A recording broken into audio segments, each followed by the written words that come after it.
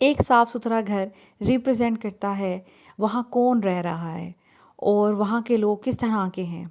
Specially उस घर को संभालने वाली औरत कैसी है, कितनी सुघड़ है और कितनी वेल ऑर्गेनाइज्ड है। और ये एक औरत की ही ज़िम्मेदारी होती है कि एक घर को वो साफ़ सुथरा रखे और अपनी फैमिली के लिए बेहतर माहौल प्रोवाइड करे। आज की वीडियो में मैं आपके साथ शेयर करूँगी कुछ ऐसी हैबिट्स जिसकी वजह से आपका घर हर वक्त नीट एंड क्लीन रहेगा। अस्सलामुअलैकुम एवरीवन। सबसे पहले सुबह का आगाज़ जब होता है, सब लोग स्कूल ऑफिस वगैरह चले जाते हैं, तो हमारा जो बेड होता है ना, हमें वो बना लेना चाहिए। बेड एक ऐसी चीज़ है कि ज़ाहिर बात है इस पे हमने सोना है, रात को पिलोज़ बिखरे होते हैं, ब्लैंकेट्स बिखरे होते हैं, जिसकी वजह से हमारा पूरा रूम जो है वो मिसमैनेज्ड और बुरा लग रहा होता है। तो किचन के काम शुरू करने से पहले, घर के काम शुरू करने से पहले कोशिश किया करें कि सबसे पहले अपना बेड बना लें। अगर आपको बेडशीट चेंज करनी है तो लाज़मी चेंज कर लें। बच्चों वाले घर में तकरीबन एक बेडशीट 3 से 4 दिन चलती है, मैक्सिमम 3 दिन चलती है। उसके बाद बेडशीट को चेंज करना पड़ ही जाता है। लेकिन अगर आपने नहीं बेडशीट चेंज करनी तो एट लीस्ट अपने बेड को आप बना लें अच्छे तरीके से, क्योंकि इस तरह ये होगा आप अपने कमरे से निकल आएंगी और किचन के जो ना ख़त्म होने वाले काम हैं उसमें मसरूफ़ हो जाएंगी, बच्चों के कामों में मसरूफ़ हो जाएंगी। और अगर आपका कमरा नहीं ना सिमटा हुआ होगा तो घर वालों को, अगर आपके घर में कोई एंटर हो, आपके घर वालों में से कोई आपके रूम में एंटर हो जाए या फिर बाहर से कोई इंसान अचानक आ जाए तो उसको बहुत बुरा लगेगा। ये जो विजुअल क्लटर होता है ना, ये बहुत ही ज़्यादा इंसान को डिस्टर्ब कर देता है। तो अगर आपका बेड बना होगा ना, क्योंकि मोस्टली जो बच्चे स्कूल जाते हैं, जिन पेरेंट्स के या जिन माँओं के, वो फिर स्कूल में काफ़ी लंबा अरसा गुजार लेते हैं, 2:30-3 बजे के टाइम पे घर आ रहे होते हैं, तब तक फिर आपका रूम जो है ना नीट एंड क्लीन रहता है। हाँ, बच्चे जब आ जाते हैं तो ऑफ़ कोर्स थोड़ा बहुत चीज़ें मेसी हो जाती हैं, लेकिन कोई बात नहीं, बच्चों को एंजॉय कर लेना चाहिए। उससे पहले आपको कोशिश करनी चाहिए कि अपना घर, अपना रूम समेट लें। तो यहाँ पर मैंने आज नई बेडशीट बिछानी थी, पुरानी जो है वो मैंने वॉश करने के लिए रख दी थी और साथ में मैंने मैचिंग का ब्लैंकेट जो है वो इसके साथ बिछा दिया। अगर मैं कलरफुल बेडशीट बिछाऊँ तो प्लेन ब्लू ब्लैंकेट बिछाती हूँ।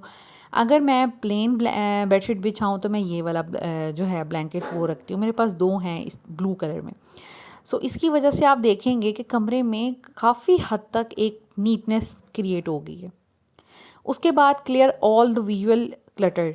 जितना भी विजुअल क्लटर है ना, जैसे जो आँखों को दिखने वाली गंदगी है, जो मोटी-मोटी चीज़ें हैं, उनको आप समेट लें। आपके घर में मेड है, सर्वेंट है, चाहे कोई हेल्प है या नहीं है, लेकिन ये आपका काम है कि आप सुबह उठ के अपनी चीज़ों को प्रॉपर प्लेस पे रखें और कपड़े जो धोने वाले हैं, उनको लॉन्ड्री बास्केट में रखें। वॉशरूम में लटके हुए कपड़े बहुत बुरे लगते हैं। अचानक कोई आ जाए, उसको भी बुरे लग रहे होते हैं, तो एक लॉन्ड्री बास्केट रखें जिसमें आप अपने ये कपड़े सारे फेंक दें, जब दिल चाहे धो दें। इसके अलावा बच्चों की बुक्स होती हैं, आप लोगों की कोई चीज़ें हो सकती हैं, कोई मेडिसिन हो सकती हैं, या फिर बच्चे और हस्बैंड अगर सुबह ऑफिस और स्कूल जा रहे हैं तो जो भी उन्होंने प्रोडक्ट्स वगैरह यूज़ किए हैं वो क्लीन कर लें। बच्चों के टॉयज़ हो सकते हैं, बच्चों वाला घर है, बच्चे बिखेरा चीज़ें जो हैं वो बिखेर देते हैं और हम माँओं की ड्यूटी होती है कि सारा दिन उन चीज़ों को ऑर्गेनाइज़ करना। सारा दिन ना सही, लेकिन दिन में 1 से 2 टाइम ये काम हमें करना ही पड़ता है और करना भी चाहिए। तो यहाँ पर मैं जब मॉर्निंग होती है बेड वगैरह समेटने के बाद, मेरी ये कोशिश होती है कि जितने भी ड्रॉर्स वगैरह हैं, जब मैं क्लीनिंग कर रही हूँ, ऑर्गेनाइज़ चीज़ें कर रही हूँ, तो उसमें समेट दूँ और हर चीज़ को अगर उसके प्रॉपर प्लेस पे रखा जाए, हर चीज़ की एक डेडिकेटेड स्पेस हो आपके पास, डेडिकेटेड प्लेस हो, तो आपके घर में कभी भी मेस नहीं होता और आपका घर ऑर्गेनाइज रहता है। जैसे इस बास्केट में मैंने कितने ज़्यादा प्रोडक्ट्स रखे हुए हैं, अगर ये बिखरे भी हों ना तो इसके अंदर ही होते हैं, बाहर नहीं बिखरे होते। इसी तरह जितने भी मेरे हेयर ब्रश हैं उनको एक जगह पे रखती हूँ, जितनी भी पोनियाँ हैं, कैचर्स हैं, उनको एक जगह पे रखती हूँ। तो ये देखें, आपका विद इन नो टाइम आपका जो क्लटर है ना वो नीट एंड क्लीन हो गई है, जगह साफ़ सुथरी हो गई है, बस चीज़ों को प्रॉपर प्लेस पे रख देने से। मैंने इस रूम में बेड बनाया बनाया है और उसके बाद मैंने ड्रेसिंग टेबल को थोड़ा क्लियर कर दिया। अभी मैंने कोई डस्टिंग नहीं की, अभी मैंने झाड़ पूंछ नहीं की, मैंने झाड़ू पोछा नहीं किया, लेकिन फिर भी रूम जो है ना अल्हम्दुलिल्लाह वो देखने के काबिल लग रहा है और वो समेटा हुआ है। उसके बाद जो भी आपका लिविंग एरिया है या जहाँ बच्चे मोस्ट ऑफ़ द टाइम बैठते हैं, टीवी देखते हैं या खेलते हैं, उस जगह को साफ़ करना एक टफ़ टास्क होता है। तो उसके लिए बेहतर ये है कि एक बास्केट या कोई ऑर्गेनाइज़र रखा जाए जिसमें उनके सारे टॉयज़ रखे जाएँ।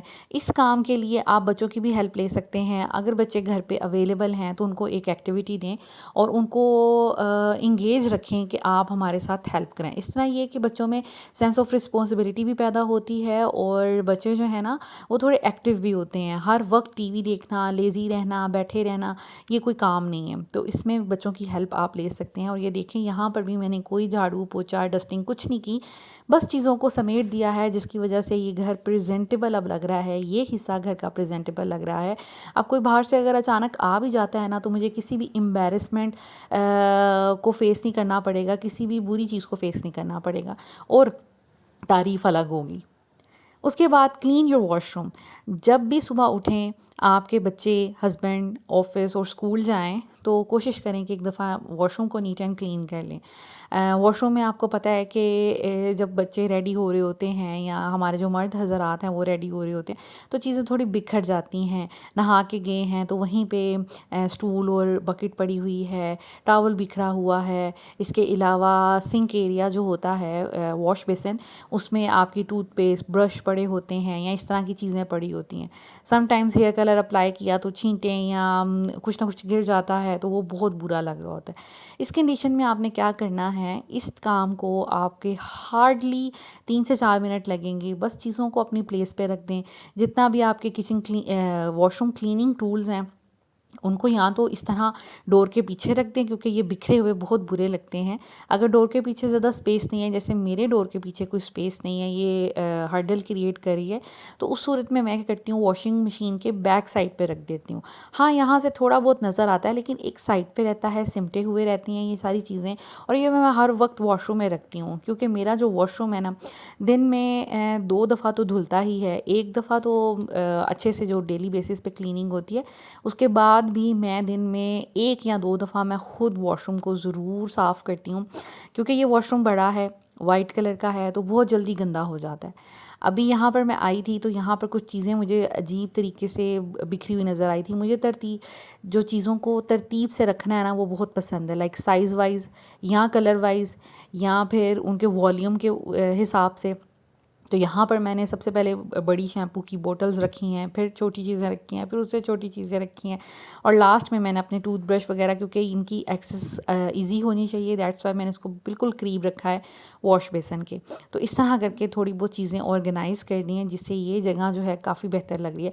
अभी मैंने इस रैक को धोया नहीं है क्योंकि ये मेरा काम नहीं है, ये हेल्प का काम है, तो इस वजह से मैंने बस इसको थोड़ा बहुत नीट कर दिया। इसके अलावा मेरा ये तकरीबन डेली बेसिस पे ये काम होता है। मैंने दिन में 1 या 2 दफ़ा अगर मुझे लगे वॉशरूम गंदा है तो मैं पाइप्स को ऑन करती हूँ, पानी गिराती हूँ और वाइपर लगा देती हूँ क्योंकि ये वाइट वॉशरूम है, दैट्स वाई इसकी क्लीनिंग बहुत ज़्यादा मुश्किल है। हर वक्त इसको नीट एंड क्लीन रहना चाहिए और वॉशरूम मुझे जो है ना वो ड्राई अच्छा लगता है, दैट्स वाई मैं खुद इसको क्लीन करती रहती हूँ। और पिछले घर में ब्राउन थी वॉशरूम की टाइल्स, दैट्स वाई इतनी कोई ज़रूरत नहीं होती, एक दफ़ा मेड करती थी तो मेरा बड़ा अच्छा काम हो जाता था। एनीवेज़ यहाँ पर मैंने क्लीन कर लिया है। वो कहते हैं ना कि एक अगर औरत का आपने सुगड़पन का अंदाज़ा लगाना है तो उसका किचन एंड वॉशरूम देखें, तो ये बात बिल्कुल ठीक है और ये दोनों चीज़ें ऐसी हैं जो बिल्कुल गंदी नहीं होनी चाहिए। तो यहाँ पर मेरा देखें अभी मैंने कोई इसकी बेसिकली कोई क्लीनिंग नहीं की, सिर्फ पानी गिरा के फ्लोर पे और मैंने इसको साफ़ कर दिया है। अभी इसकी सिंक वगैरह की क्लीनिंग रहती है, वो फिर हाउस हेल्प करेंगे। अच्छा, यहाँ पे ये सोप ट्रे जो है ना काफ़ी आपको गंदी नज़र आ रही होगी। ये मेरा एक हैक है, मैं इसमें करती हूँ। अभी वो मेरी वो चीज़ ख़राब हो गई थी तो उसको मैंने फेंक दिया था। इंशाल्लाह ताला वॉशरूम क्लीनिंग, डीप क्लीनिंग आपके साथ शेयर करूँगी, तब आपके साथ ये टिप शेयर करूँगी। उसके बाद do 1 load of laundry daily. कोशिश किया करें, अगर आपके पास ऑटोमेटिक वॉशिंग मशीन है तो लॉन्ड्री का एक लोड लाजमी लगा दिया करें, एक लाइक डेली बेसिस पे। अगर डेली नहीं तो ऑल्टरनेटिव डेज़ पे तो लाजमी कर लिया करें, क्योंकि मेरे तो इसी तरह कपड़े जमा हो जाते हैं, यूनिफॉर्म जमा हो जाते हैं, और इसके अलावा मेरे हस्बैंड के, हमारे सबके कपड़े जमा हो जाते हैं। टॉवल्स को इग्नोर ना किया करें, कोशिश किया करें कि टॉवल को डेली बेसिस पे चेक करें। ज़रा सी इसमें से स्मेल आ रही है, गंदा है, वैसे तो मैंने आपको टिप बताई हुई है कि जैसे ही आप सुबह घर के काम शुरू करें टॉवल को धूप में डालें और फिर उसको जैसे ही ड्राई होता है तो वॉशरूम में रख दें। अगर नहीं, अगर ज़्यादा गंदा है तो उसको वॉशिंग में डालें, और बिल्कुल भी गीला जो टॉवल है ना वो वॉशरूम में नहीं रखना चाहिए, क्योंकि उसमें बहुत ज़्यादा स्मेल पैदा हो जाती है। तो यहाँ पर मेरी कोशिश ये होती है, अल्टरनेटिव डेज़ पे मैं मशीन का लोड लगा लेती हूँ, तो इतने कपड़े हो जाते हैं, या तो एक लोड में धुल जाते हैं, या फिर अगर डिफरेंट कलर्स के हों तो फिर 2 लोड बन जाते हैं, एक डार्क कलर्स का और एक लाइट कलर्स का। उसके बाद wash your appliances immediately, wash या क्लीन। तो यहाँ पर जैसे हम कुकिंग करते हैं, तो कुकिंग करते टाइम हम लोग अक्सर अपना blender, juicer, air fryer, oven या ऐसी बहुत से अप्लाइंसेस हैं जो यूज़ कर रहे होते हैं। अगर आप चाहते हैं कि आपका घर हर वक्त नीट एंड क्लीन रहे, अचानक कोई आपके किचन में या घर में एंटर हो तो उसको गंदगी नज़र ना आए, और आप ख़ुद भी अगर गंदगी को नहीं पसंद करते तो इन छोटी छोटी चीज़ों का ख्याल रखना चाहिए। आपने कोई भी अप्लाइंसेस किचन में यूज़ किए, अपना टोस्टर, अवन, या फिर आपने अपना सैंडविच मेकर या ब्लेंडर, तो डेली बेसिस पे, या चॉपर, आपका जो हैंड ब्लेंडर होता है वो यूज़ हो रहा होता है, तो उसको फ़ौरन से फ़ौरन साफ़ कर दें, क्योंकि ऐसी चीज़ें जो है ना ये लॉन्ग लास्टिंग हो जाती हैं अगर हम इनकी प्रॉपर केयर करें। ब्लेंडर को साफ़ करने का तरीका ये होता है कि इसमें थोड़ा सा डिश वॉशिंग लिक्विड डालें, और उसमें फिर आप पानी डालकर उसको एक दफ़ा चक्कर उसका चला दें। उससे ये होगा कि इसके जो ब्लेड है ना वो अच्छे से वॉश हो जाएंगे। आपको कोई एफ़र्ट नहीं करनी पड़ेगी, अंदर आपने बिल्कुल भी स्पंज नहीं मारना, बाहर वाली साइड से आप बस साफ़ करेंगे और आपका जो ब्लेंडर है ना साफ़ हो जाएगा। इस ब्लेंडर को तकरीबन 2 साल हो गए हैं, और माशाल्लाह माशाल्लाह अभी भी इसकी चमक है, और मैं इसकी बहुत केयर करती हूँ। बस मेड ने एक दफ़ा मुझसे उसने गिरा दिया था तो ये थोड़ा टूट गया था। खैर, उसके बाद जी आप कोशिश करें कि जब भी किचन में अब आप आ गई हैं, साथ साथ कुकिंग कर रही हैं, तो जितने भी रेलेवेंट बर्तन हैं या कुकिंग के दौरान बर्तन यूज़ हुए हैं उनको हाथ के हाथ धो दें। इससे ये होगा कि बर्तन ज़्यादा जमा नहीं होंगे, आपको बहुत ज़्यादा टाइम नहीं स्पेंड करना पड़ेगा किचन में, साथ के साथ आपके काम हो जाएंगे, क्योंकि कुकिंग का जो टाइम होता है उसको गुजारना होता है। तो उस टाइम में आप अपने किचन से रिलेटेड बड़े काम कर सकती हैं, आप अपना सिंक साफ़ कर सकती हैं, अपने बर्तन साफ़ कर सकते हैं, और जितने भी आपके अप्लाइंसेस हैं उनको अच्छे से साफ़ करके रखें। तो ये होगा कि कोई ना कोई चीज़ जब आप ब्लेंड करते हैं, चॉप करते हैं, कुछ ना कुछ मशीन के ऊपर भी गिर जाता है तो उसको आप अच्छे से साफ़ कर सकते हैं। तो यहाँ पर मेरी ये आदत है कि मैं किचन को साथ ही साथ क्लीन कर लेती हूँ, मैं वेट नहीं करती। उसके बाद वॉश योर सिंक डेली। अगर आप डेली अपने सिंक को वॉश करते हैं एटलीस्ट एक दफ़ा, तो आपका जो किचन है ना वो नीट एंड क्लीन रहेगा। सिंक पे फजूल गंद और डर्ट और चिकनाई जमा नहीं होगी, और ये नीट एंड क्लीन रहेगा। अगर तो आप एफ़र्ट कर सकते हैं तो आइडियल तो ये है कि एक दफ़ा मॉर्निंग में और एक दफ़ा नाइट में कर लिया जाए। लेकिन अगर नहीं तो फिर दिन में किसी भी टाइम, चाहे रात को सोने से पहले या सुबह उठकर फ़ौरन आप अपने सिंक को साफ़ करें अच्छे से, सोप और स्पॉन्ज के साथ अपनी टैप को साफ़ करें, तो आपका जो सिंक है ना वो हमेशा चमकता रहेगा और नीट एंड क्लीन आपका किचन रहेगा, और किसी भी बाहर से आने वाले इंसान को वो बुरा नहीं लगेगा, उसमें दाग धब्बे नज़र नहीं आएंगे, तो एक अच्छा इंप्रेशन पैदा होगा। उसके बाद इसको ज़रा ड्राई कर लें। ड्राई करने से ये होगा कि इसमें जो पानी के निशान होंगे ना वो ख़त्म हो जाएंगे, इसकी टैप को, सिंक को, इर्द गिर्द एरिया को। और ये मैंने एक क्लॉथ यहाँ पे ही रखा होता है, दिन में 70 दफ़ा ये धुलता है और 70 दफ़ा ये ड्राई होता है, और किचन जो है ना वो बहुत दफ़ा स्लैब जो है मैं इसको साफ़ करती रहती हूँ। तो ये है कि किचन जो है ना हर वक्त नीट एंड क्लीन रहता है। उसके बाद keep your counter top always clean. कोशिश करें कि अपने काउंटर टॉप को हमेशा नीट एंड क्लीन रखें।